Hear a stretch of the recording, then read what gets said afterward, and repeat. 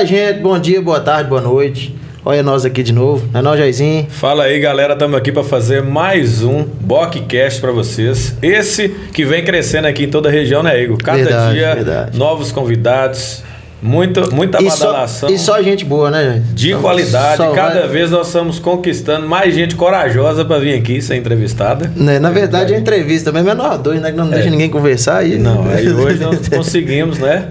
Duas pessoas mais que especiais aqui para fazer, né, um bate-papo bem legal com a gente, né, Igor? É verdade. E hoje a gente está recebendo aqui os nossos companheiros conterrâneos do Senhor do Bonfim, né, o nosso querido doutor Silvan e a nossa doutora Anabela, né, a galera já amigos de longas datas, né, e que vai estar aqui hoje conversando com a gente sobre diversos assuntos que nem a gente mesmo sabe, né? Não, é que perguntando o tratado é esse mesmo, né? Nós não sabemos mesmo não, vai acontecendo na hora. Mas, gente, sejam bem-vindos, tá? É um prazer muito grande estar recebendo vocês aqui. E que seja o primeiro bate-papo de muitos que ainda virão, né? Que aí a gente vai começar a direcionar os temas futuros. Aí nós vamos fazer uma coisa bem legal. Ok, nós aqui agradecemos, Igor, Jair, por estar presente aqui no BocCast. E falar que é um prazer, né? Nós chegamos e viemos direto para cá para estar com vocês aqui neste momento. Muito obrigada pelo convite. Será sempre um prazer estar aqui com vocês, né? Eu imagino que os temas, eles são os mais variados possíveis, né? A nossa condição de vida, por si só, ela já nos chama a isso. Para ser bem sistêmica, bem plural. Verdade. Tem que ser diversificado, né? Sim, com certeza. Vai levando de tudo. A vida, ela é diversificada. Então, a gente não pode ter um foco único e exclusivo.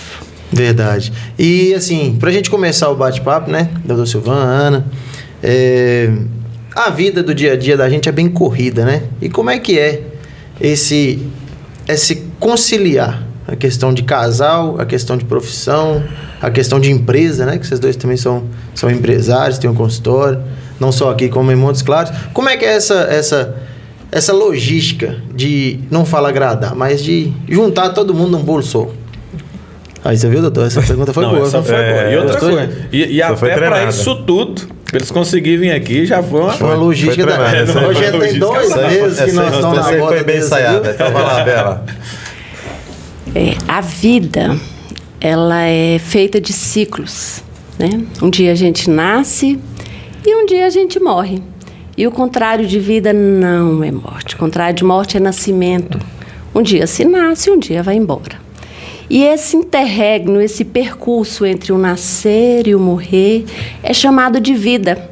E vida, ela é formada por diversos ciclos, né? E esses ciclos, eles vão nos convidando, vão nos convocando a nos organizar. Você se organiza via seus pais quando você é criança, organiza-se mistamente quando entra na adolescência, quando a gente acha que nós já somos donos de nós mesmos, mas na realidade nós não somos. Quando se é jovem, a gente tem aquela força, aquela garra, eita ciclo bom. É o ciclo do querer.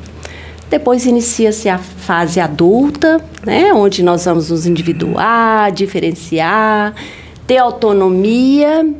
E a gente costuma dizer que de 20 aos 30 é o momento de correr atrás. Então, Silvan e eu, nós nos conhecemos bem jovens, antes dos 20. Então, nos preparamos para correr atrás de muita coisa, né? Nos conhecemos no movimento de igreja, o que foi muito bom.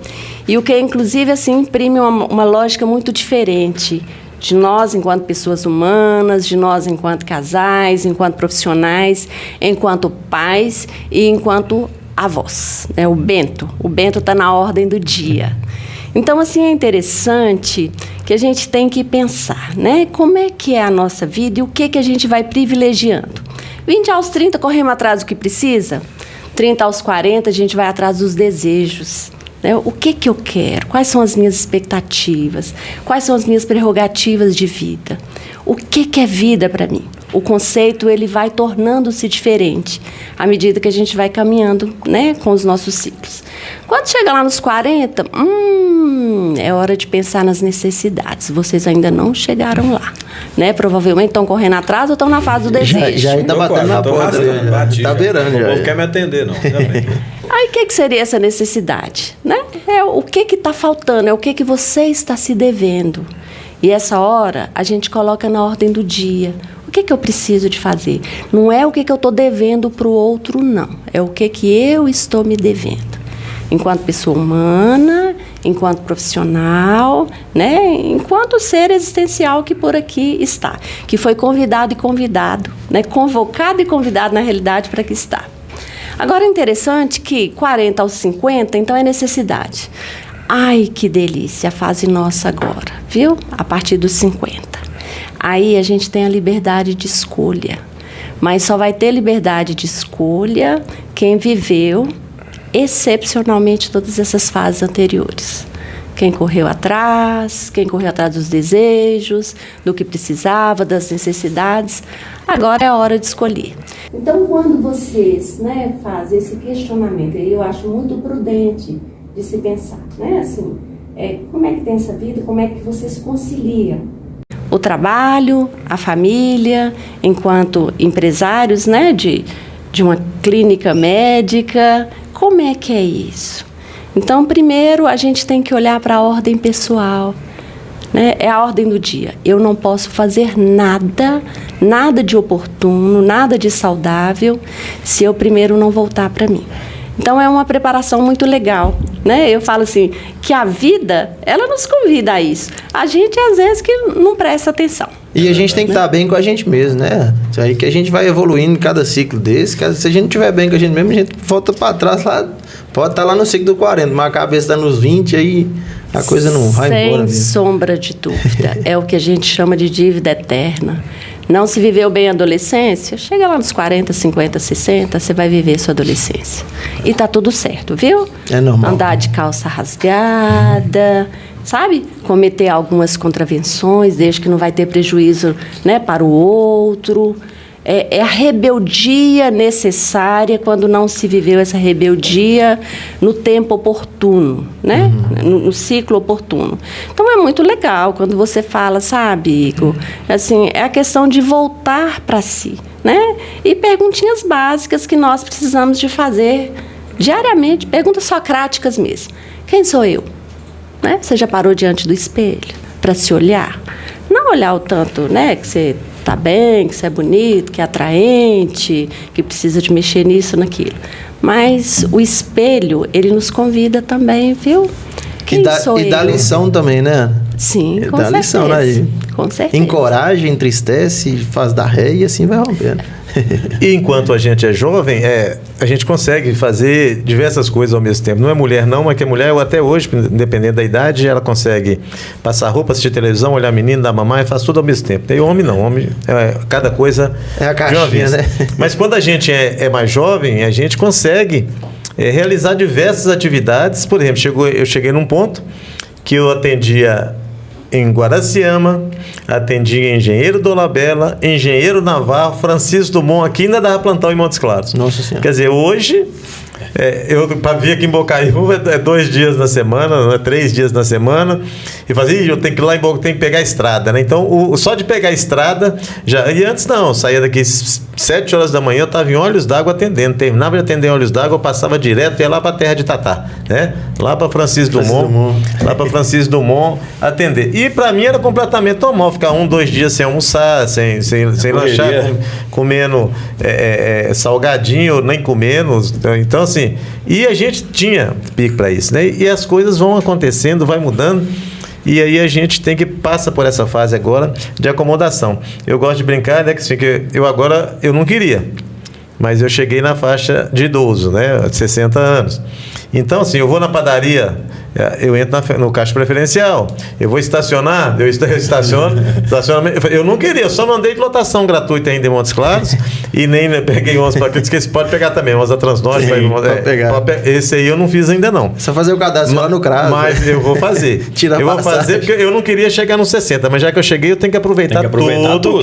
Certo. Mas sem esquecer de que a gente continua, eu dou aula em 2 faculdades de medicina, na FUNORTE, no Pitágoras, e tenho os residentes da Unimontes que trabalham comigo. E esse convívio com a juventude é que faz a gente sempre estar com a cabeça jovem também, né? Então, apesar de chegar, né, com 60 anos, 61, 62, a gente continua acreditando que na força da juventude, né? Então, assim, isso é que a Anabela falou assim, você está dando aula demais.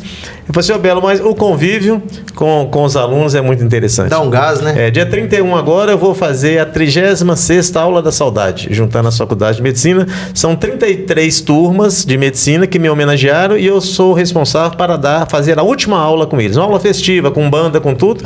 Mas isso para qualquer professor, eles têm dezenas de professores durante os cursos. Então, isso para o professor é uma homenagem muito importante. Então, a gente agora mesmo, a Anabela disse, não, mas você vai ser homenageado de novo, né? Eu falei, vou. Mas por quê? Isso a gente vê assim, que o trabalho nosso também é reconhecido, né? Então, hoje eu tenho alunos no Brasil inteiro. E é interessante onde você chega e você tem contato com algum, às vezes nem lembra. Hoje mesmo a gente estava almoçando, alô professor, lá na padaria, eu não lembrava o nome dele, não lembrava, mas pelo rosto eu sabia que tinha sido meu aluno, não sei quanto tempo atrás, né, que só na FUNORTE tem 18 anos que eu estou na FUNORTE. E é interessante que a gente acha que só o outro que está envelhecendo, né? A gente encontra às vezes pessoas no tempo que eu não vejo, olha assim, nossa senhora, fulano tá velho, né? A gente tá com o senhor, né? Tem quanto tempo de profissão? Eu tenho 30 e poucos anos de formado em medicina. Depois aí fiquei trabalhando na região, fiz residência de ginecologia e obstetrícia, e aí fui dar aula em faculdades, né? Então, só na Unimontes eu fiquei 17 anos, né, dando plantão e trabalhando com acadêmicos e residentes. Já saí, tem o quê? 5, 6 anos.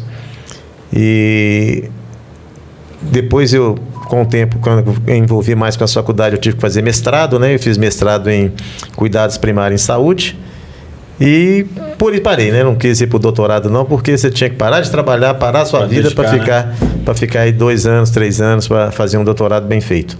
Mas para mim, para dar aula, né, o mestrado já resolve. Entendi. Então, assim, hoje eu trabalho basicamente com aluno e agora tem uma outra faculdade, né? Desde o ano passado está comigo, que é da Faculdade de Medicina de Guanambi. Então, tem 8 acadêmicos de Guanambi, né, na Bahia, comigo em Montes Claros, e que com a parte eles fazem obstetrícia na Santa Casa, a cirurgia eles fazem comigo no Haroldo Tourinho, e de 9 em 9 semanas roda, né? Esses 8 vão embora e vem novos acadêmicos para cá. Então, na realidade, hoje eu estou trabalhando com 3 faculdades de medicina. Eu esqueci a turma de Guanambi. Isso é porque ele desacelerou. Né? A turma eu parei da estrada. Eu acelerei da estrada. Antes do senhor tirar o pé do freio ainda. Nossa senhora, velho. Agora, que hora que o senhor dormia? Não, eu ia perguntar para ele aqui agora, que hora que ele dorme. Mas assim, e outra coisa, vocês falaram, né, que se conheceram desde jovens. Queria que vocês falassem sobre a origem. Vocês ambos são de Bocaiúva mesmo, da região. Como que foi? Primeiro, né, cada um fala a respeito das origens, do local onde é que, né, nasceu, família. E depois eu quero que vocês falem como que vocês se conheceram aí a respeito desses anos aí. Depois vocês vão revelar quanto tempo, né, de relacionamento. Imagina se o doutor Silvano não souber responder você isso aí. Não, eu não. Confusão que você vai arrumar. Não, ela vai responder primeiro. Até o dia e a hora. Até o dia e a hora. O homem é bom mesmo. Não, tá vendo? E é interessante porque nós somos quem nós somos, porque quem veio antes da gente, né? A nossa grande referência. Nossos pais, avós, bisavós. É muito interessante a gente sempre olhar para a nossa árvore, de onde é que nós caímos, né? Quem deu origem à Anabela, quem deu origem ao Silvan, quem deu origem ao Tatá, né? Ao Sidney, ao Jairo, ao Igor, né? Quem somos nós? Então veio alguém antes. Sim. Bom, então vamos lá. Eu sou parte de uma família bem extensa, minha família de origem, né? Assim nós chamamos. Sou filha do saudoso João Noronha e da Dona Maria Madalena. Figuras assim memoráveis, né? E que a gente guarda para sempre. Está lá no nosso álbum de fotografias eternas, né? Para a gente sempre lembrar. Então, a minha referência centra-se, né, na minha família. Na realidade, era João Noronha, mas era Cardoso Salles. É uma longa história, né? A construção da família do meu pai. Meu pai nasceu em Itacambira, foi criado em Guaraciama. Lá eu nasci. em 1965. Parto domiciliar. Não precisam de fazer as contas, né? Eu estou com 57 anos, caminhando para os 58, numa fase muito legal, né? Por isso que eu disse que é dessa fase de escolhas, como o Silvan bem disse, um parto domiciliar, mas com todo o cuidado, né? Lá em 65, meu pai já teve essa preocupação de buscar uma enfermeira que lá estava de férias, uma enfermeira que trabalhava em Belo Horizonte. Então, assim, muito bacana. Vivi em Guaraciama até 1 ano. Na época não era Guaraciama, era Santa Clara, né? Depois foi mudando de nome. Então, eu estou aqui em Bocaiúva, estava, né, aqui em Bocaiúva até 1966. Porque em 2008 para 2009, a gente vai para Montes Claros, né? E a gente está fazendo esse mix entre Montes Claros e Bocaiúva.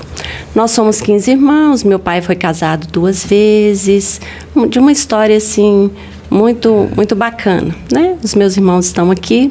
É uma família que a lógica, ela está muito voltada para o comércio. Meu pai era comerciante, fazendeiro, fez-se a vida dele no comércio, na criação de gado, na lavoura, essa coisa toda. Uma pessoa muito simples. Meu pai não estudou, né? Não teve acesso à escola. Daí talvez seja essa minha fome pelo saber. Né, vou estar buscando isso aí, talvez em uma forma de compensação, né, nessa questão. A minha mãe estudou em casa, mas, como ela dizia, sou letrada, né, sei ler, sei escrever, uma gracinha. Uma figura também, assim, que foi de grande referência para todos nós e que deixou uma assinatura belíssima aqui, tanto meu pai quanto a minha mãe. Encontro o Silvan, né? Ele disse que sabe até exatamente a hora. Não revela a data, não. Deixa né? ele falar. A data e a hora eu não vou falar, porque eu não vou tirar esse gostinho dele. Diz que até o chinelo que você estava calçando sabe. Gravou tudo. Foi depois da missa. A mãe é que celebrou a missa. Sabe até o número de pessoas que estavam na missa. Diz que o evangelho era de Mateus. Foi. Capítulo 5, versículo de 8 a 9. Não, aí... Eu não vou roubar, né, essa cena dele. Eu quero assistir aqui de camarote. Então vamos lá, Silvan. Primeiro ele vai falar. Silvan, eu sempre morei em Bocaiúva, meus pais, seu Norberto e dona Néia. Meu pai tinha sempre voltado para o comércio, meus irmãos, né, a maioria comerciantes. Família grande também, né, eram 11 irmãos, né, mas eu só conheci 9. Né, comigo conheci 8 irmãos. E 2 faleceram quando Quando eu nasci, minha irmã caçula já tinha 9 anos, então eu sou, como diz o povo, da roça rapa do tacho. Né? E sempre estudei aqui, lá no Genesco, depois escola normal, depois fiz cursinho em Montes Claros, fiz medicina na Unimontes. E quando a Anabela fala em fome de saber, quando eles me perguntam assim, sua esposa sempre foi psicóloga? Eu falei assim, não, primeiro ela fez geografia, depois ela fez direito na Unimontes, trabalhou quase 20 anos como advogada, fez doutorado em ciências jurídicas, depois, para me entender, ela fez psicologia. Então hoje ela está trabalhando o que ela fez só para me entender, ela virou a profissão dela. Então ela abandonou o direito, abandonou tudo e foi ser, né, professora, né, durante anos trabalhou no ginásio aí como professora de geografia. E hoje ela trabalha só como psicóloga, né? E nós, no dia 20 agora de maio, nós fazemos 34 anos de casado. E no dia 21 de agosto, nós vamos fazer 34 com 8, 42 anos de namoro. Oh, né? Então são 42 anos, só não tá certinho? Bateu as datas aí? Eu tinha 18 anos, ela tinha 15. Ela tá querendo rir ali. Ele só errou por um dia. 22. Na trave! Não, 42 anos também, você tá querendo mais. 42 anos, a gente não lembra nem que se casou. Você tá doido? Eu ia falar que ele acertou coisa demais. Tá lembrando aqui que almoçou agora? E conhecemos no grupo de jovem, né? Ela novinha, né? 15 anos, eu já velho, né? 18, né? 18, no grupo de jovem a gente já tá velho. E conhecemos o movimento de igreja, né? E sempre trabalhamos no movimento de igreja. E até hoje nós estamos no movimento de igreja. Semana passada mesmo a gente estava fazendo palestra no SCC, no Encontro de Casais com Cristo, lá da paróquia de Nossa Senhora do Perpétuo Socorro e Todos os Santos. E no dia 19 agora nós estaremos aqui em Bocaiúva ajudando no SCC aqui da paróquia do Senhor do Bonfim, que é a nossa paróquia de origem, né? A gente sai, roda, participamos um pouco lá, um tempo lá na Rosa Mística com o Padre Oswaldo, depois o Padre Oswaldo saiu, continuamos lá, e agora nós estamos com o Padre Arley lá na Nossa Senhora Perpétuo Socorro. Mas sempre envolvidos, né, no trabalho da igreja, mas sem tirar o pezinho da nossa paróquia de origem, né, que é a paróquia do Senhor do Bonfim de Bocaiúva. Tanto é que pergunta assim, e o dízimo eu tenho que devolver aqui na paróquia do Senhor do Bonfim, que aqui, né? Aqui é que é a minha paróquia de origem, né?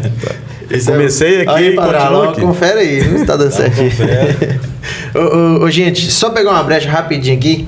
Você experimentou esse salgado aí? Comer mais um. Nossa senhora, para aí que você tá de dieta, né? Pessoal, esse salgado é lá do meu amigo Reinaldo, viu? Da Fino Gourmet, do lado do Centro Administrativo, Reinaldo e Jacques. Precisou? Liga lá, depois você experimenta, viu, doutor? Vamos experimentar. Pensa numa coxinha gostosa no mundo, menino. Reinaldo é aquele que tinha lá perto de almoço? Reinaldo é meu amigo. Ai. Ali é danado. Tirou um pedaço do nariz agora, deu pra pôr em 8 meninos. Sério? Por causa do nariz dele. Ô, moço. Mas tá bom. Gente, mas assim, né? A gente falou sobre profissão, falou sobre família, falou sobre tudo. Né, o longo currículo de Ana, o doutor Silvano falou pra gente. Mas assim, tem momentos dentro da profissão, né, que ele deixa marcado pra gente. Você tem, Ana, algum momento que você lembra, tipo assim... Dentro das suas profissões, que ela né? tem mais... Verdade. É mais de... Desse leque aí de profissões. Você tem algum momento que você lembra dele direto e fala assim, esse dia foi danado? Sim, com certeza. Mas eu falo que o que a gente carrega é a gratidão. E agora mesmo eu estou ali olhando para o Tatá. Viu, Tatá? Olha só, eu tenho uma gratidão muito grande pela Celeste. A mãe dele é a Elisa. Foi meu primeiro emprego, lá no ano de 1984. Então eu comecei, né, a minha parte de docência. Eu tenho formação em docência, porque eu foi magistério mesmo, né? Queria ser professora, tinha esse sonho, sabe? Quando você pergunta para a pessoa pequenininha lá, o que você quer quando você crescer? Né? Alguém provavelmente me perguntou, o que você quer ser quando crescer? Provavelmente eu devo ter dito, né? Não, eu quero ser professora. E assim fui, né? Professora durante muitos e muitos anos. Então, comecei na educação infantil, no antigo Pingo de Gente, que era uma escola de grande referência aqui em Bocaiúva. E, assim, uma gratidão que eu tenho é de hoje olhar para os meus alunos, que ainda me chamam de tia. Exemplo de muitos, né? Vem minha memória aqui, por exemplo, a Márcia Costa, filha da Perpétua, Tatá deve conhecer. Hoje uma grande processualista, colega da área do direito, casada com o doutor Ricardo Juiz, e que ainda me chama da tia Anabela. Todos ainda é a tia Anabela. Então, essa tia Anabela, ela perpetuou, ela permanece. E eu acho, assim, muito bacana, é quando nós olhamos e a gente vê assim, ó, que assinatura que eu deixei. Como é que está meu livro? Todos nós... Viu? A gente precisa de escrever esse livro, né? A gente tem que escrever a nossa biografia. Então, o que eu fiz pelo outro? Né? Assim, qual foi a minha contribuição?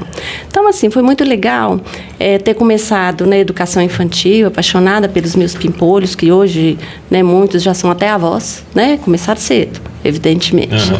Depois passei para a docência do ensino fundamental, trabalhei muito tempo lá no Genesco, com a Sônia Gontijo, com a Lucizinha, com a saudosa dona Diná. Depois fui para o Cervelino, já enquanto geógrafa, dar aula, né? E depois a faculdade, né? Eu trabalhei na faculdade como professora aí já na área do direito e de ciências políticas.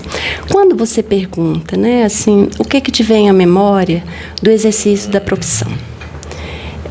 Vou enumerar um que eu acho que exemplifica muito. Foi num período que eu trabalhei enquanto defensora pública municipal, que foi no período de 2005, talvez, a 2008. Não vou saber precisar exatamente esse período. Então, eu falo assim que foi um período de grande produtividade. Sabe por quê? Porque ainda hoje eu encontro pessoas que eu não sei o nome delas, mas que elas sabem quem eu sou, sabe? Né? Não de olhar isso de cima para baixo, mas se sabem quem eu sou, porque eu tive uma contribuição na vida delas, né? Boas recordações. Sim, né? Seja entrar com algum processo que precisava naquele momento, com benefício previdenciário, entrar no Ministério Público para pedir a urgência de um tratamento médico, solicitação de alguma medicação. Então, eu falo assim que o direito me trouxe muita coisa. Quando o Silvano fala assim, abandonou o direito. Não, a gente não abandona profissão nenhuma, sabe? Elas não vão embora. vão estar aí. Sempre você vai estar aproveitando, né? E quando eu falo nessa sede do saber, realmente, assim, se você me perguntar agora qual é o seu hobby, eu não posso dizer estudar, que estudar não é hobby, né? Mas um hobby, boas leituras, bons filmes, que vai me trazer alguma coisa, que vai me agregar. Então, eu falo que nós, enquanto seres humanos, eu falo assim, o bacana da idade é que vai nos estruturando, vai nos construindo, né? Vai nos trazendo essas informações e vai nos impregnando mesmo. Quem sou eu? O que me importa hoje? E aí, em outras situações que não profissionais, quando se fala do nosso movimento da juventude, o meu inicia-se lá em 1979, 80, talvez, eu ainda adolescentezinha, comecei a frequentar, era chamado de grupão. E provavelmente eu devia estar de olho nele, né? Com certeza, devia estar de olho lá. Viu né? aí, viu? E assim... Dom Juan. Com certeza. O trabalho que era efetivado naquela época, né? Assim, eu acho interessante de pensar totalmente apolítico, totalmente... sem maiores pretensões. A pretensão era olhar para o ser humano.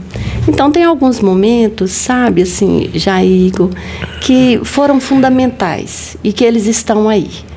E que a gente pede a Deus, né, que a gente continue a ter esse olhar para o outro. O que eu vou contribuir? Né? O que eu posso contribuir enquanto ser humano?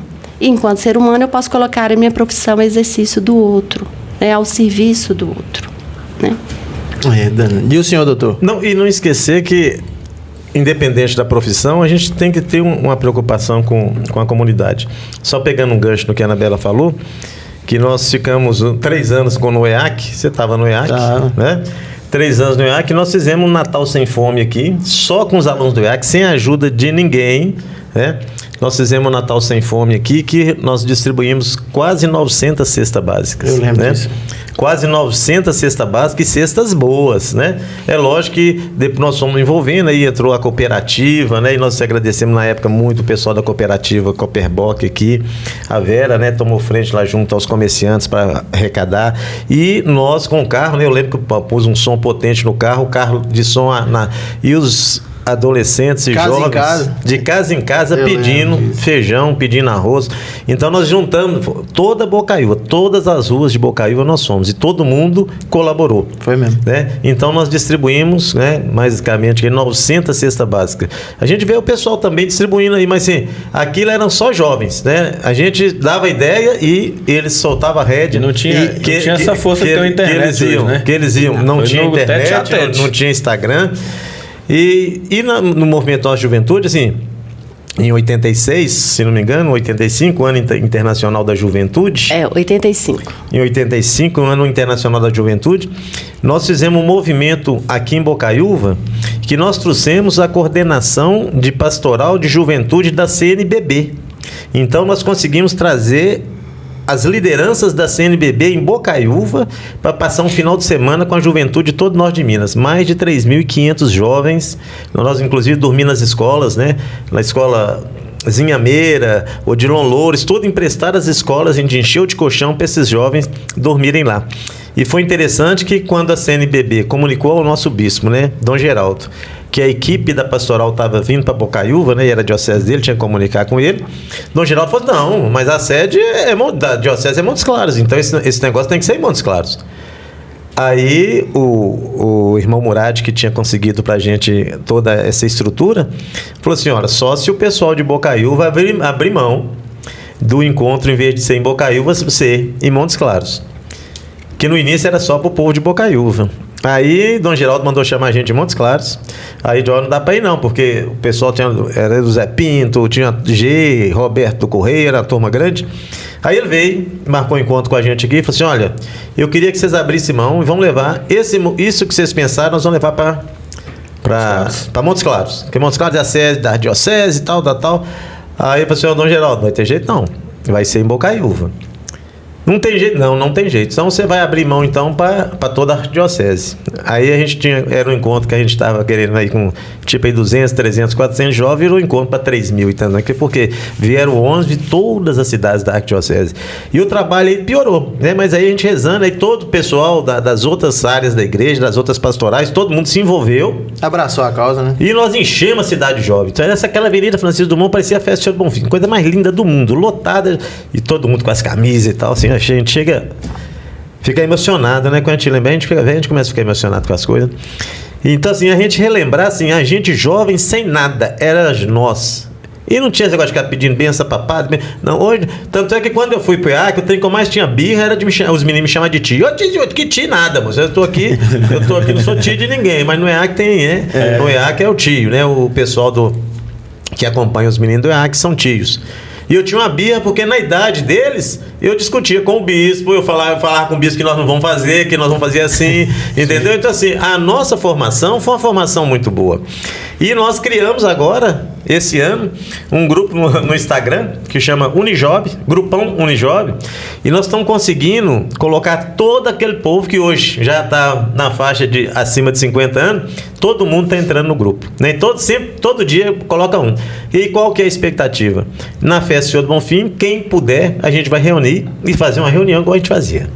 Bacana. Sugeriram até a festa do Senhor do Bonfim, fazia um quadro vivo, porque durante anos nós fomos responsáveis pelos quadros vivos, né? Era a dona Benzinha, mãe de Eduardo Menezes, depois nós passamos a ajudá-la, depois ela já não estava dando conta mais, pediu que a gente assumisse. Então, durante anos, né, nós coordenamos a festa do Senhor do Bonfim de Bocaiúva. A primeira coordenação da festa do Senhor do Bonfim de Bocaiúva foi eu, Zé Pinto e seu João, que era gerente do Banco Brasil, a pedido de Patiãozinho. Então nós é que formamos a primeira equipe de coordenação da festa.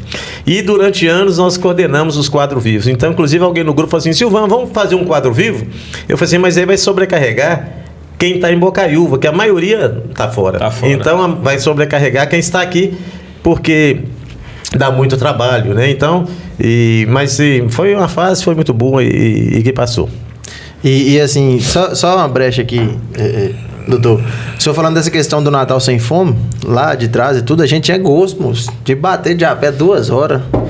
Ô, moço, nós estamos fazendo a campanha de Natal Sem Fome, pedindo ajuda sua de alguma coisa, você pode ajudar? Nossa senhora, é a melhor coisa que tinha no mundo. E a turma juntava todo mundo e terminava ali, sentava na praça da igreja. E foi quando inaugurou também o Parque Municipal, que o ponto final era o Parque Municipal. Ia tocar um violão, né? Aí juntava a turma toda, fazia oração. Um lanche comunitário. Fazia a alimentação e o lanche comunitário. Era bom mesmo. Agora, doutor, você vai perguntar alguma coisa? Eu ia, mas você então, aguenta só um pouquinho. O senhor falou sobre questão, né, voltando à questão de trabalho, o senhor falou sobre questão de operar tantas vezes na semana e tudo mais. Nesse tempo todinho de profissão e de cirurgias, o senhor tem uma base de quantas cirurgias o senhor já fez nessa vida? Não tem. Eu não tenho porque... Já chegou a contar algum tempo? Não. Nunca deu tempo? Não, é porque quando eu estava no hospital universitário eu fazia... Em um dia eu fazia 5 cirurgias agendadas. Em um plantão eu cheguei a fazer 10, 12 partos, né? Eu com os residentes estavam comigo no plantão. E eu já operei, agora diminui bastante. Mesmo assim, eu faço no mínimo 6 a 8 cirurgias por semana, né? Então, é o que eu tenho mantido agora nessa fase mais light, né? Então, é basicamente uma cirurgia por dia. Sendo que na terça-feira eu opero de manhã e à tarde. Na terça-feira eu opero de manhã e à tarde. Então, basicamente. E na segunda também eu opero pela manhã e à tarde. Não tem nem ideia, então, de quantos meninos que já estão nesse mundo aí que o senhor aqui? Eu sempre chego, às vezes a gente está em algum lugar, né? Alguém chega e fala assim: Ana, ela queria te conhecer. Por que é? Não, é porque eu falei com ela que você que fez o parto com ela dela e ela queria te conhecer. Então, geralmente, de vez em quando acontece isso, né? E em Montes Claros também acontece muito. Mas hoje, assim, a gente fica pensando assim, porque antes a gente estava numa determinada região. Hoje eu opero gente do norte de Minas inteiro, né? Não só do norte de Minas, agora mesmo pessoal de Ubaí, Unaí, como é que chama? Tocantins. Sempre pessoas que têm ligação, vê, e o Instagram, interessante, esse tal do Instagram, né? Que a pessoa lá de Belo Horizonte fala assim: tô acompanhando você no Instagram aqui os médicos não estão animando a tirar só os meu mioma, não. Diz que eu tenho que tirar outro, mas eu não quero que tire meu outro. E aí você me garante que tira só meus miomas? Você assim, vamos avaliar. Aí dá para tirar, dá. Então, assim, o pessoal sai de lá, opera e, assim, para ficar 2 dias em Montes Claros e voltar para Belo Horizonte de novo, né? Então, isso aí a gente vê, assim, que as redes sociais também fez com que tudo, até nas questões das profissões, né? Cria rede, né? Cria realmente uma rede. E o pessoal procura mesmo, né? Estão lá e por isso que a gente está sempre publicando alguma coisa. E você, Ana, você tem mais ou menos uma ideia? Vou falar só atendimento, né? Que a aula e a parte jurídica, mas atendimento, você sabe quantas sessões que você já realizou até o momento? Olha, Igor, é difícil de precisar, né? Porque eu trabalhei também durante algum tempo em outras clínicas, então é difícil. Mas eu falo assim que é interessante que nessa profissão, né, de psicoterapeuta, a demanda é muito grande, né? Então a gente tem em média aí de 100 pacientes mês, mais ou menos isso. Assim, para você ter ideia, mais ou menos uns 100 atendimentos mensais. Né? E assim, Ana, você falou essa questão, né, da psicoterapia. Como que é o mundo hoje, assim, para vocês? Nós todos precisamos de terapia, a verdade. Eu acho que o doutor foi muito correto na hora que ele falou assim, ela estudou psicologia para ela me entender. E eu concordo, eu acho que todo mundo, para ter um entendimento melhor, ele precisa de ter uma ajuda. O mundo de hoje, Ana, voltado para a tecnologia, que ajuda e atrapalha ao mesmo tempo, o que você vê, né, em questão psicológica desse mundão de meu Deus aí? Tá, essa é uma pergunta interessante, viu, Igor? Eu falo que a gente precisa de parar de pensar assim, olha, quem sou eu? Não é o que o mundo me apresenta, é como que eu me apresento para o mundo que aí está, né?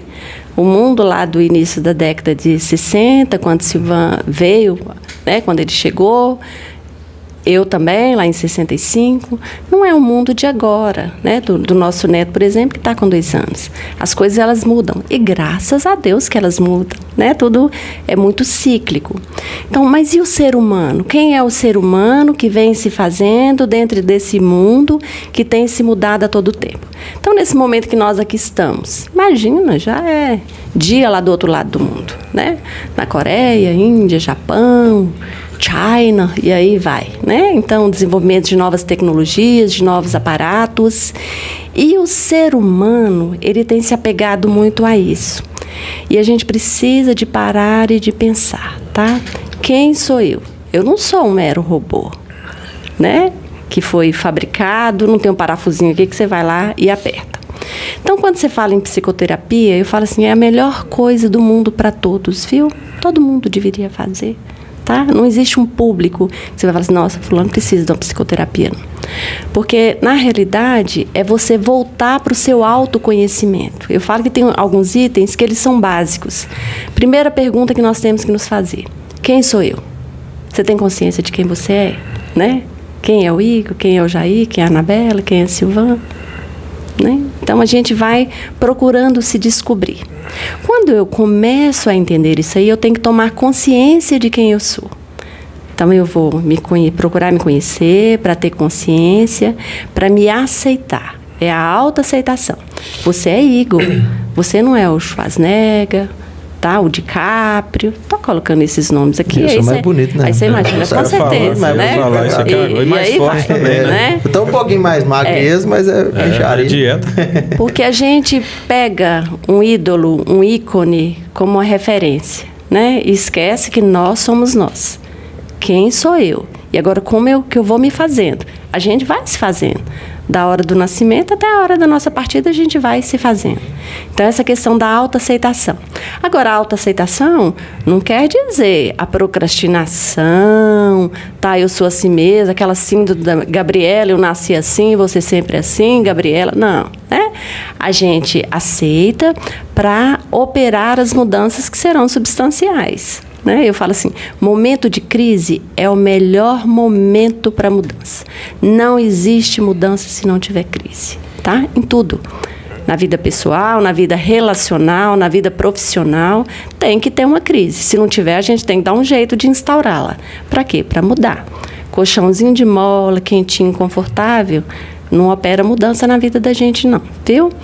Então, assim, olha, eu vou me conhecer, vou ter consciência de quem eu sou, vou me aceitar para eu me autorrespeitar. Então, quando Silvana fala desse novo ciclo de vida, né, que se nos apresentou, que nos convocou a ter um outro estilo, né, não só no trabalho, mas também de pensar nas nossas realizações pessoais, tá? Isso é o quê? É autorrespeito, né? Eu tenho que ter esse autorrespeito para comigo. Então, eu falo, a psicoterapia, ela vai nos proporcionar, ela vai nos levar a esse momento, que é um presente que você vai se dar, né? De parar e de pensar, qual o caminho que eu quero seguir? E vai estar tudo certinho, não tem certo ou errado, não. É o momento que nos leva a tomar determinadas decisões. E eu falo assim que o interessante é que a gente pensa que ser humano, ele é composto de 4 dimensões. E se a gente conseguir balançar, é o que nós chamamos de balanço hedônico, né? Se a gente conseguir o equilíbrio, o balanço nisso aí.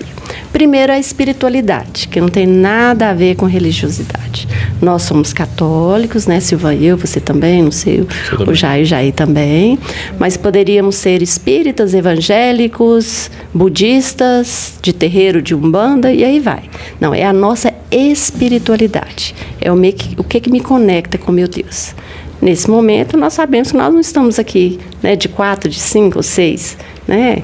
O Deus, ele se faz presente aqui no nosso meio. Então, quem é que nos suporta? É Ele é que caminha para a gente, conosco. Então, a gente não se separa, né, dessa nossa caminhada dentro dessa dimensão, a espiritualidade. O segundo e não menos importante é a nossa parte psíquica, que precisa de ser cuidada, né?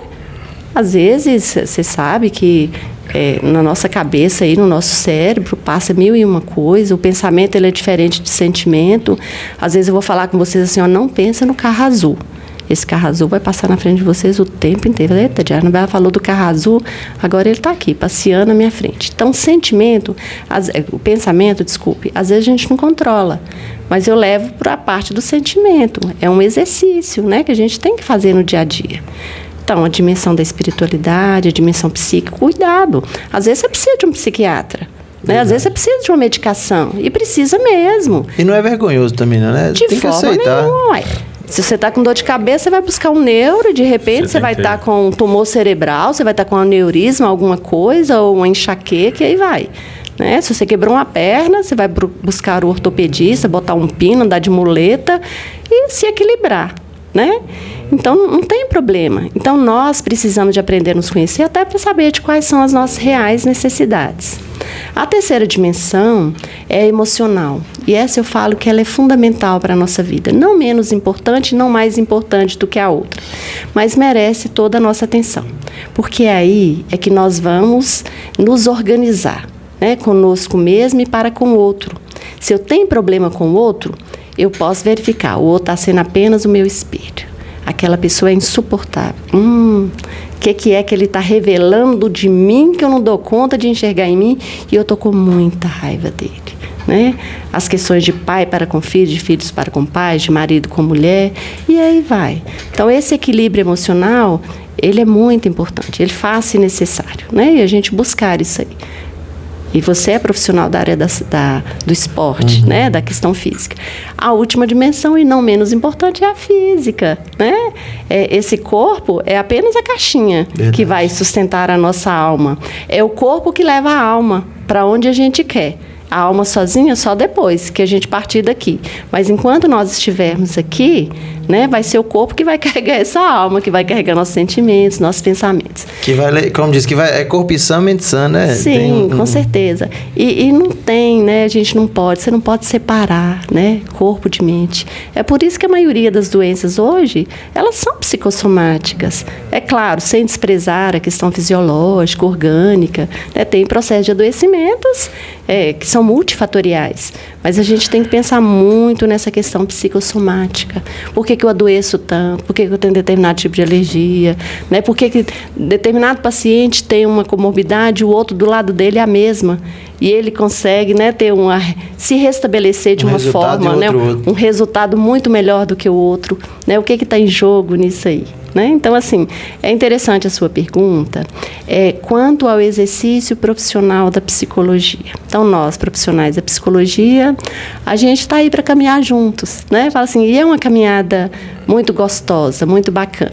Quando o Silvão fala assim, não, a Bela, ela foi fazer psicologia para me compreender, né?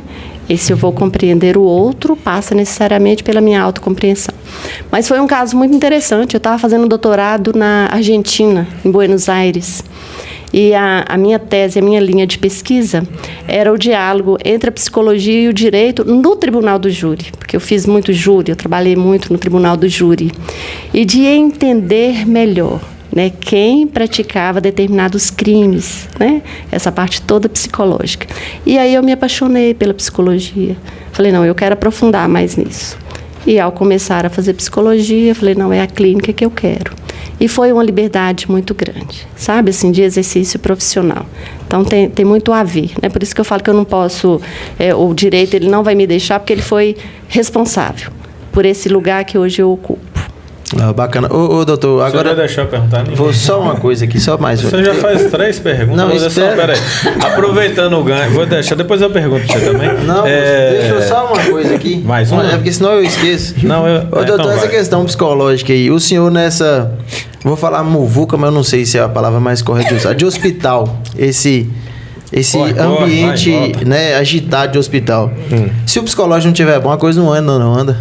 Não, e é complicado, porque ali está o médico atendendo, está o técnico de enfermagem, está a enfermeira, e tem muitos dos seus problemas, né?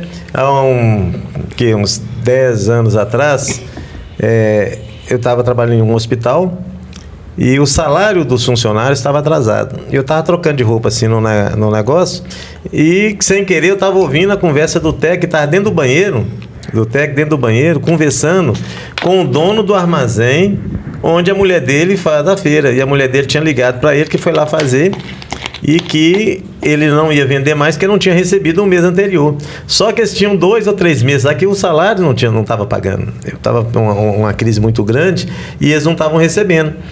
E aí eu escutando ele falar, e ele assim, trabalhando dentro do bloco cirúrgico, na maior atenção, no maior carinho com o pessoal, e conversando com o dono do... Moço, eu te prometo, se eu receber de manhã, daí 10 minutos eu chego aí para te pagar. Pelo menos a feira para ela fazer a comida dessa semana, libera, pelo amor de Deus. Então assim, o cara tendo que trabalhar, tendo que salvar vidas, tendo que ajudar as pessoas, mas ao mesmo tempo a família não tem o que comer. Então, assim, isso a gente vê no nosso dia a dia e a gente vê, assim, que realmente é uma missão, né? A questão diferenciada é que você mexe com o outro, né? Com a dor do outro, né? E muitas vezes você tem a sua dor também que tem que e não pode compartilhar. Você compartilha a dor do outro, mas não pode compartilhar a sua, né? Então, é uma situação assim que às vezes a gente encontra nesse dia a dia, é muito difícil, né? É por isso que muitos surtam, né? Ou vão para as drogas e vão para o álcool, porque com uma maneira de fugir também, né? Dessa realidade. Né? E o senhor já... Vai deixar mesmo fazer? Nossa, então vai, Jair. Meu Deus. Então agora vai. Vou até para o outro fone aqui. Depois você corta o microfone dele aí e nós vamos marcar aquela entrevista que eu te falei. Eu vou entrevistar ele, que aí ele fala. Para os dois, eu queria saber, vocês falaram da profissão de vocês. Você é chato demais, né? Os impactos que eu acho que todos nós sofremos, mas com essa pandemia que a gente passou, né, a gente sabe que foi uma batalha, principalmente, né, o pessoal da área da saúde, o doutor Silvano está aqui, que pode falar com a gente, a Anabela também, principalmente agora no pós. Eu trabalho em escolas, eu sou professor e eu vejo assim, um impacto muito grande nos alunos, nos pais, pelo que aconteceu. Como que foi essa situação, doutor? Para o senhor, depois a Anabela vai falar também a respeito. Como é que isso impactou? Uma coisa que foi assim tão... A Covid impactou o mundo todo, né? Ainda ontem a gente estava ligando a televisão e estava passando Minha Sogra é uma peça 2, né? E uma das maiores vítimas, né? Uma das maiores, não, todo mundo. Minha mãe. Minha mãe é uma peça. Minha mãe é uma peça. Ficou marcado mesmo. E ele que faleceu por Covid num hospital um dos melhores do Brasil, né, o Copa D'Or. Inclusive, utilizaram nele um pulmão artificial, que é uma coisa caríssima. Então, porque o pulmão dele não estava dando para funcionar, eles colocaram um pulmão artificial para mantê-lo vivo, até melhorar as condições pulmonares. Quer dizer, com todo o aparato, todo o recurso, né? Com todo o recurso. E milhares e milhares e milhares de pessoas morriam por dia, né? A gente, Jornal Nacional, você já não dava nem para assistir mais. De 24 horas morreu 222, em 24 horas morreu 1.000 e tal, e as mortes foram ascendentes. Então, e deixaram marcas, e marcas profundas, né? Ainda hoje, a gente vê famílias que foram destroçadas, né?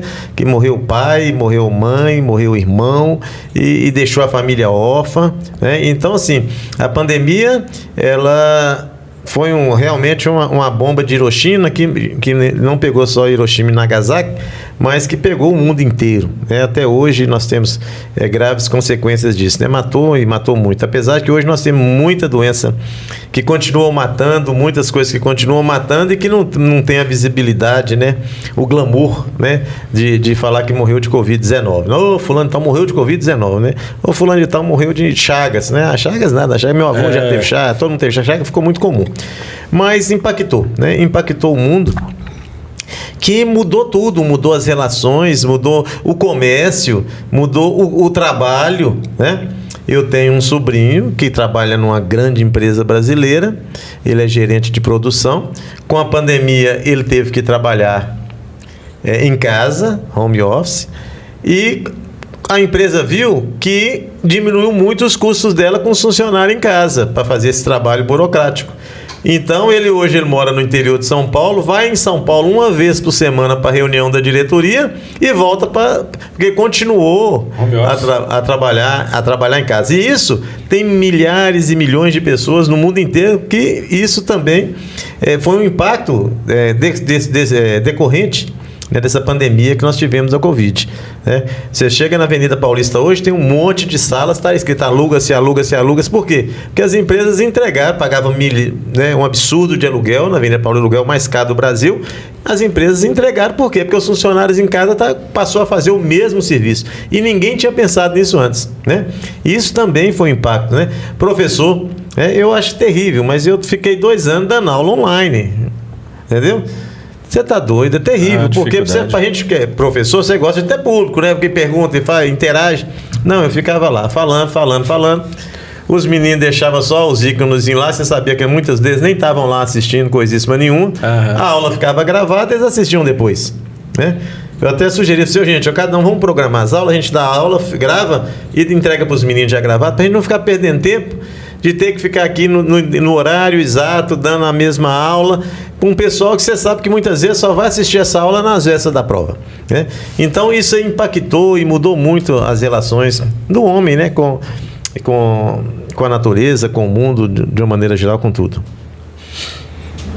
E Ana, como é que foi essa questão, né? Eu até comentei do pós, né? Mas durante também foi um impacto muito grande em todas as áreas. Eu acho que na sua também teve muitas coisas que modificaram, né? Eu penso, né? Assim como o Silvan falou a gente na área da educação como professor, eu acho que essa questão do atendimento online também na área de vocês também foi uma coisa que começou a ser bem acentuada durante essa época, né? Eu falo que inaugurou um novo tempo, né? Assim, no exercício de várias profissões. Mas enquanto vocês falavam, eu fiquei viajando aqui, tá? Eu me lembro, era janeiro de 2020, né? Foi em 2020, janeiro de 2020. Nós estávamos de férias no Rio. A minha filha mais nova, ela gosta muito do espanhol e do inglês, assistindo lá a reportagem em inglês, CNN em inglês, não lembro disso. Aí nós nos encontramos no café da manhã, ela virou para mim, a Mariana. Ela virou para mim e falou assim, mamãe, você viu de um novo vírus que está tendo na China? E é um vírus letal. Primeiro dia que eu ouvi isso, devia ser dia 2, exatamente, dia 2 de janeiro de 2020. E isso está muito escondido. Agora, né, que o mundo vai conhecer. Então, veja bem, 2 de janeiro de 2020. O primeiro caso foi diagnosticado em novembro de 2019. Né, lá em Wuhan.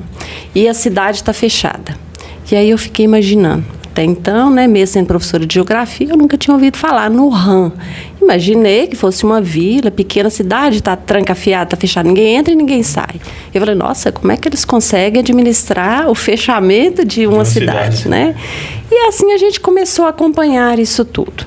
Daí a pouco se estendeu, eu tenho irmãs que moram lá na Alemanha, né? Daí a pouco elas me noticiaram que começou um caso, outro, de pessoas que trabalhavam na China, que tiveram que voltar para casa na Itália.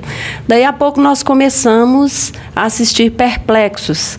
800 mortes, Itália fechada. Lembro-me, abril, lembra, Silvan? Semana Santa, o padre peregrino na Praça de São Pedro sozinho, né? Fazendo todo aquele ritual ali isolado. Nós não imaginávamos o que chegaria para a gente. E depois chegou com tanta força que só das notificações tinha dia que a gente dava conta de mais de 5 mil pessoas, né? 5 mil óbitos. Então imagina, gente, a gente deparar todos os dias e ela aproximando cada vez mais da gente. Fecha-se quando você pergunta do atendimento. Eu me lembro, até hoje, eu fiz questão de não apagar dos celulares. Quando saíram os decretos em Montes Claros, eu avisando para os pacientes. Só que a gente ainda achava, tipo assim, olha, vai ser por um mês. Olha, atendimento encerrado pela vigilância sanitária, nós vamos ter que encerrar, consultório fechado, por um mês. Daí a pouco a gente volta a falar sobre isso. E o Conselho Federal de Psicologia ainda não tinha nos autorizado ao atendimento online, né? Não tinha, era algo novo. Muitas pessoas faziam porque às vezes você está atendendo alguém aqui e a pessoa muda, você continua atendendo, mas não amparado pelo Conselho. E era um momento de muita angústia, de muito medo, de muito sofrimento, a doença cada vez aproximando mais, tanto que em abril de 2021 ela me visitou e visitou com força, né, trazendo também medo, trazendo muito temor. Eu e minha filha caçula, nós fomos acometidas na mesma época, trancafiadas dentro de um quarto, o Silvan colocando alimentação e correndo, né? E aconteceu tudo isso. Aí imagina, um vírus novo, desafiador, letal, hiper mega democrático. Ele veio para branco, para negro, para amarelo, para rico, para todas as pessoas. Silvan acabou de colocar a condição do Paulo Gustavo. Melhor tratamento de ponta pelas comorbidades, né? A Covid o levou. Então, assim, doença democrática, amedrontadora, o que vai gerar? Mais ansiedade. E pessoas que já estão propícias à ansiedade, né? Só agutizaram. E nós temos o que a gente chama do transtorno do estresse pós-traumático, né? Que a gente chama de TET. Acontece um evento, uma catástrofe, que é incêndio na Boate Kiss. Imagina quantas pessoas ficaram sequeladas psicologicamente por conta daquilo.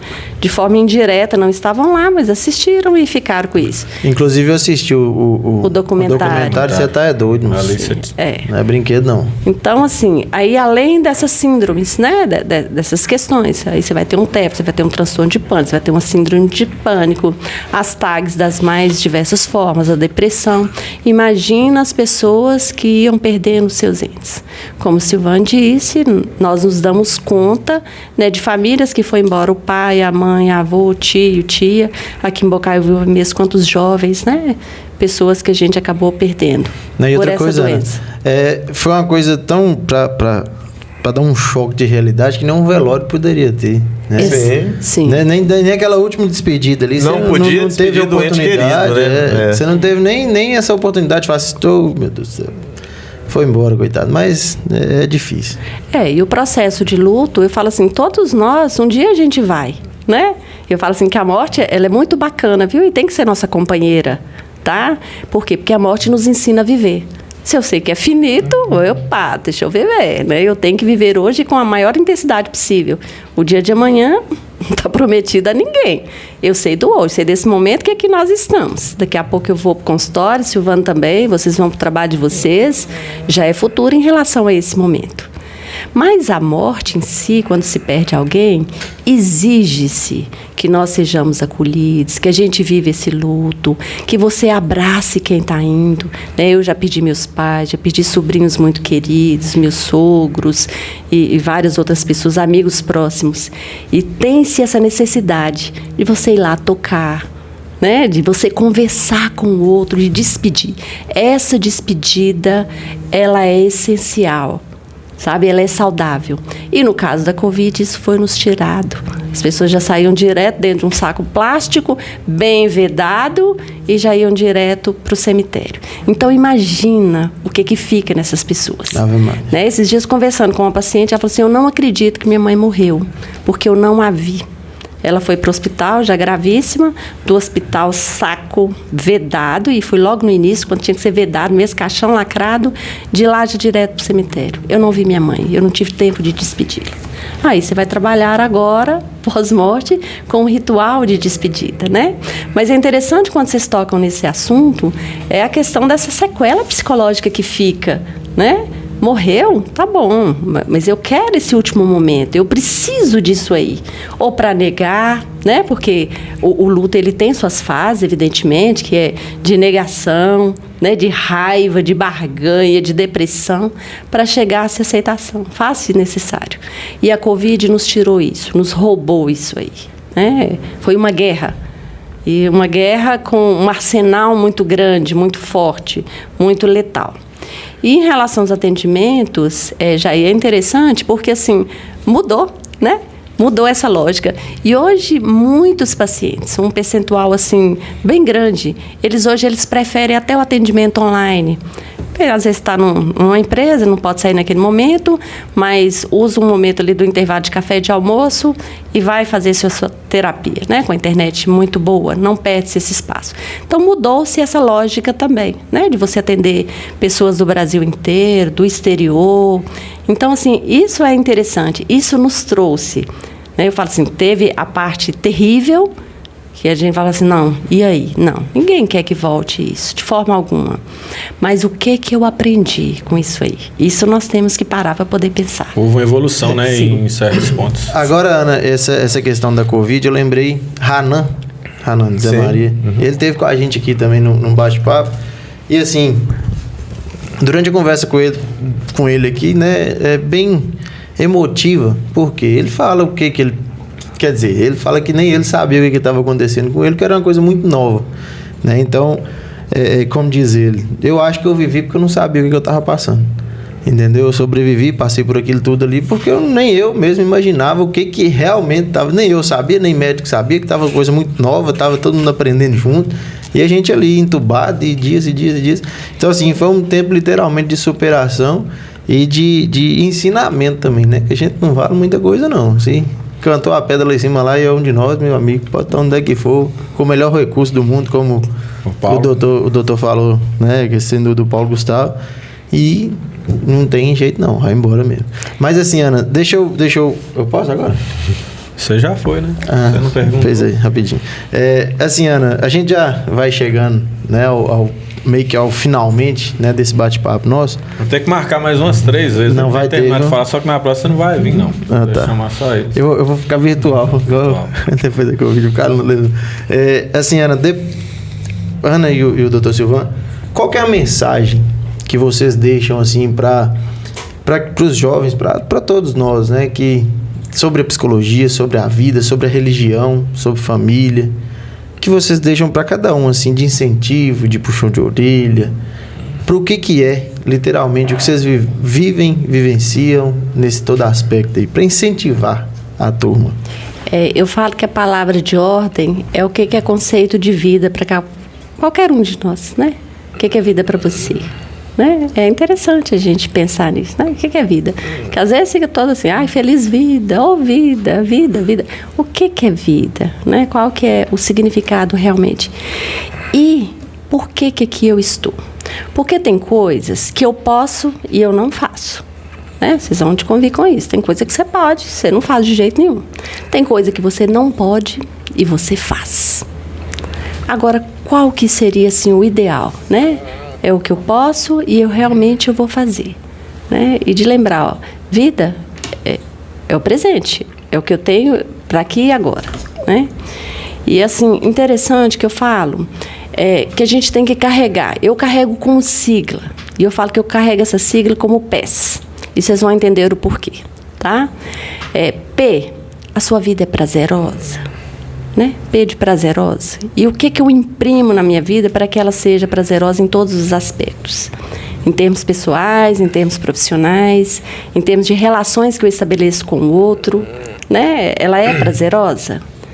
A vida é significativa? Ela é engajada? Vamos colocar primeiro para formar a sigla direitinho. Ela é engajada?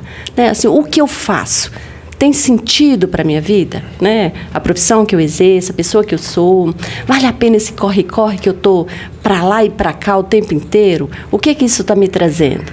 Né? Então, ela é engajada mesmo? Eu estou engajada, eu estou vivendo, né, de uma forma bem enfática isso aí. E ela tem sido significativa, né? Então, assim, é bem legal. Mas significativa, assim, qual o significado que a vida me traz? E como é que eu tenho acolhido isso aí? Então, lembre-se, PES por quê? P de prazerosa, o E de engajada e o S de significativa. E onde é que nós nos sustentamos, se a gente não tem nenhum problema?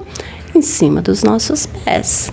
É eles que me carregam para lá e para cá. É eles que eu tenho que cuidar, né? Então, assim, é esse olhar. Olha para os pés. Opa! Olha os pés, tá? E só para encerrar, quando o Silvan, né, a pergunta que vocês fizeram para ele, que eu achei muito legal, é essa questão. Quem cuida de quem cuida, né? Quem cuida do médico? Quem é que está cuidando de vocês, né? Enquanto interlocutores, né, do trabalho que vocês fazem? Você, enquanto professor, quem é que cuida de você?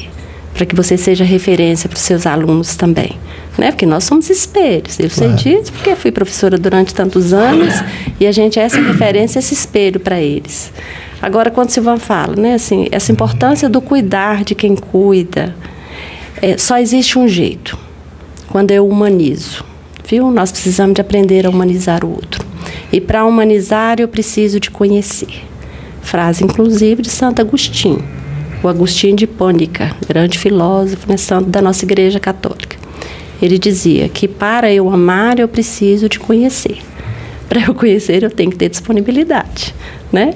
Será se nós estamos com disponibilidade para nos conhecer, para nos amar de fato, para a partir daí eu realmente ter esse significado, né, para a minha vida e para a vida do outro. Então, quando você fala assim, olha, qual que seria a mensagem para os jovens? A gente não tem uma bula, vocês são pais, vocês sabem perfeitamente disso, né? Assim, o que a gente procura é caminhar, né, com os nossos filhos e construindo essa estrada junto com eles. Mas o mais importante que eu falo que da humanização é porque o nosso olhar, ele torna-se diferente, sabe? Não é aquele olhar cobrador, aquele olhar julgador, para nada, em nenhum aspecto. A vida, ela torna-se diferente. Porque eu não vou julgar mais, né? Eu vou humanizar, eu vou conhecer. Bacana. Bom demais. E doutor? E desde minha juventude, quando eu comecei a ganhar dinheiro, comecei a trabalhar, meu pai falava assim, você não vai ter nada nunca na vida que você não pode ver um ônibus. Que você entra e vai passear. Tudo que você ganha é para passear. Eu passei a vida então assim, né? Eu acho que eu trabalho muito para me poder aproveitar muito o que eu posso da vida. E um grande amigo meu, um irmão, ele estava numa festa e falou assim, carnaval, a partir de agora eu vou ser igual ao Silvan. E ele com boas condições financeiras. Ótimas condições financeiras. Vou ser igual ao Silvan.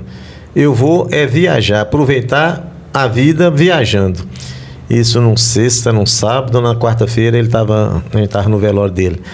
Então, assim, ele infartou de uma hora para outra, novo, e aquilo que ele falou que ele ia fazer não deu tempo de fazer, né? Então, por isso é que quando fala assim, ô Silvan, você viaja muito? Eu estou viajando um pouco, né? Pelo tanto que eu trabalho, eu estou viajando pouco. Eu tenho que viajar mais.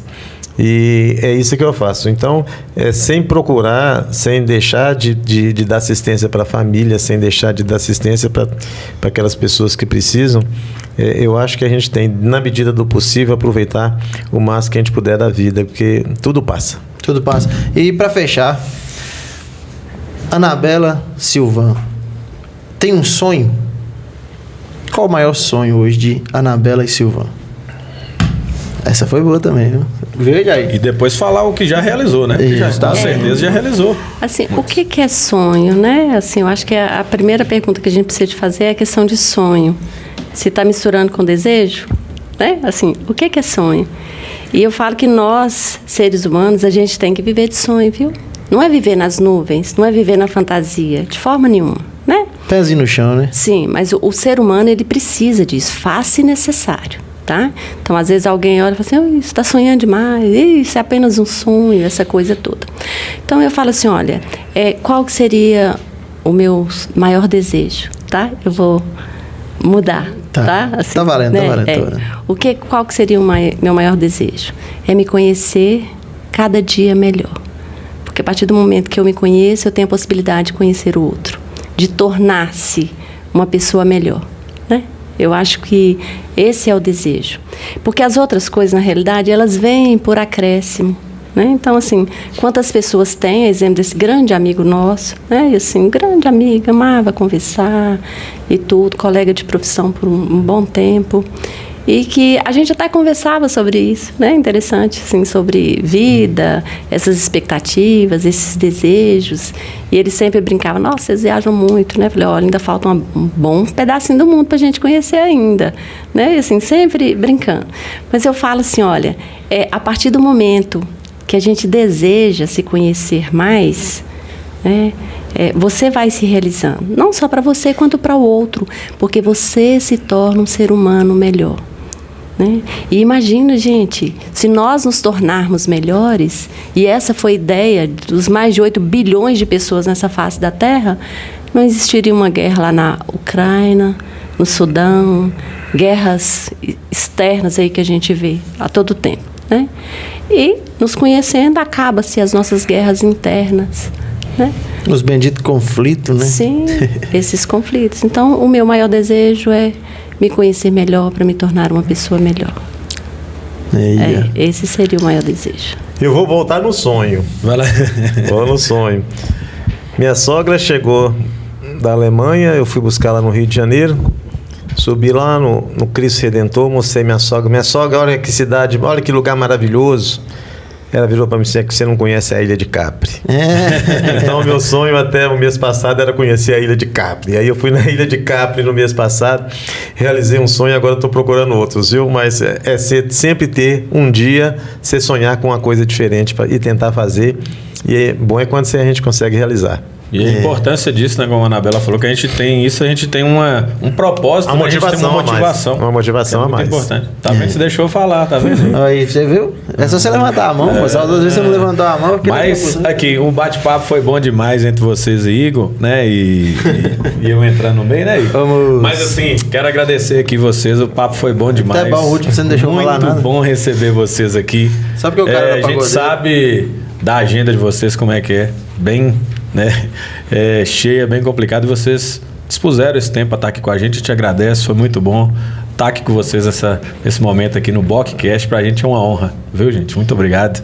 Olha, a gratidão é nossa, viu? Nossa mesmo, porque quando a gente fala, na realidade, a gente se espelha, né? É momento de reflexão. Porque toda a fala do ser humano e a linguagem, né? Toda a nossa linguagem nos remete, né, ao que nós estamos fazendo. A questão de desejos, de sonhos, e aí vai.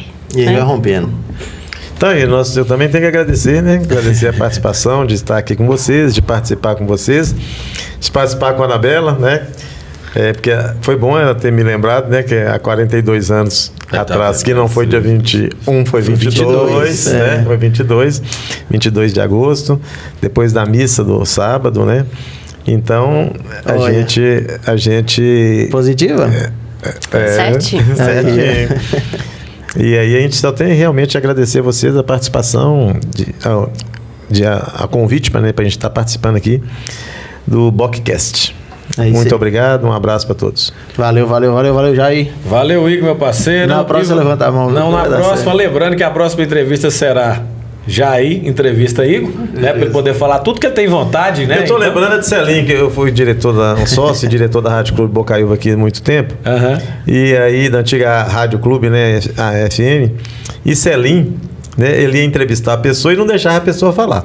Perguntava e respondia? Aí ele mesmo respondia. Aí eu falava assim, Celinho, você tá parecendo Faustão. Faustão não deixa ninguém falar. Aí ele ficava danado de raiva. Já pergunta e responde. Tá vendo, Faustão? Mas não, hoje eu descontei que o último aí ele não deixou eu falar nada. Mas é isso mesmo. Mas só, isso é problema nosso. Tem dia que é eu, tem dia que é ele. Mas, ó, gente, mais um BocCast pra vocês. O meu parceiro Igor. Né, agradecendo aos nossos convidados, a todos vocês aí. Reinaldo Salgadeiro. Valeu, Rei. Bom demais, já, viu, Rei? Fino gourmet, viu? Tava gostoso, doutor? Muito bom, Chique. Reinaldo é campeão. Não, Reinaldo é desgramadinho, menino, viu? Gente, muito obrigado. Fica com todo mundo com Deus. Bom dia, boa tarde, boa noite. Segue a gente aí, né, não, Jairzinho? Lá no Instagram e no YouTube também. Ativa o sininho de notificação. YouTube, nós estamos precisando dar uma firmada lá, os meninos. E outra coisa, pessoal do Instagram. A gente tem lá quase 300 mil visualizações no nosso Instagram. E o pessoal tá com vergonha ainda de seguir, gente, porque pode ir lá, clica no seguir, viu, gente? Tamo junto e misturado e aguardando vocês lá seguir a gente também. Nós vamos parar de postar foto de Jair lá, que a beleza dele também é desprovida. Mentira, tô brincando. Valeu, gente.